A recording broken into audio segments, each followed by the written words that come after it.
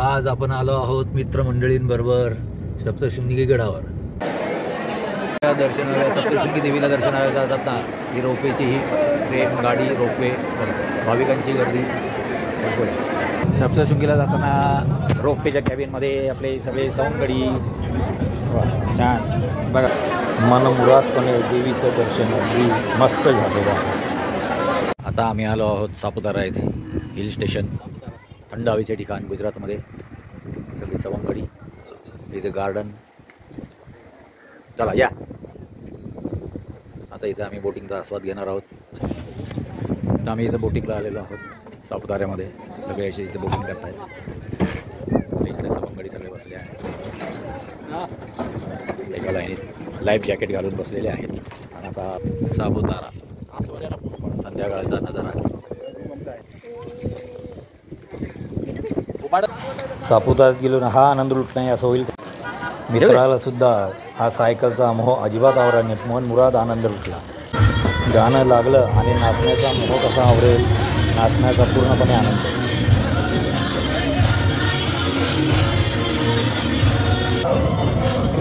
Ledger show सुरू झालेला आहे।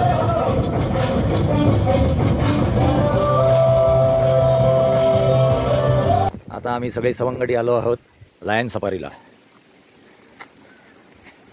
सिल्वासा येथे बघा। Enjoy today lion safari. हा पर्यटक सिल्वासा येथे, सिल्वासा येथे लायन सफारीला जंगलातून आता निघालेलो आहोत। ते बघा दोघंही चल के राजेश सोए हुए हैं।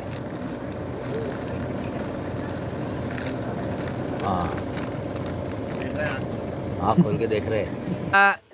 आता आपण हरणांची सफारी करत, चलो खोलो।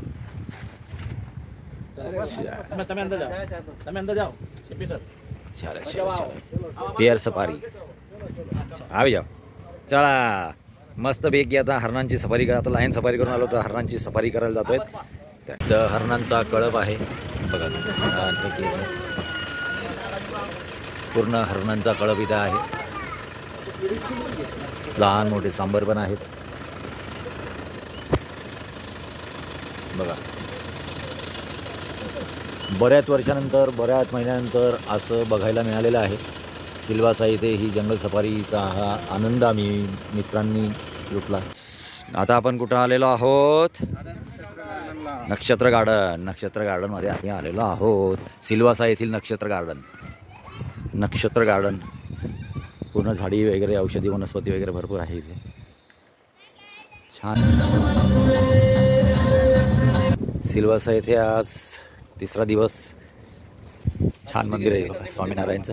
आतमध्ये आता आपण जाऊया, इथं आपण आतमध्ये एंट्री मारलेली स्वामीनारायण मंदिर बघू शकता तुम्ही, छान अगदी मस्त।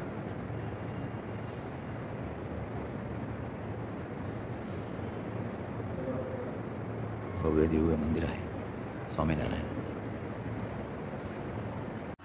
सप्तरंगापैकी एका रंगात न्हावून आम्ही सगळे मित्र, सेवानिवृत्त कर्मचारी मस्तपैकी भटकंती करून आलो।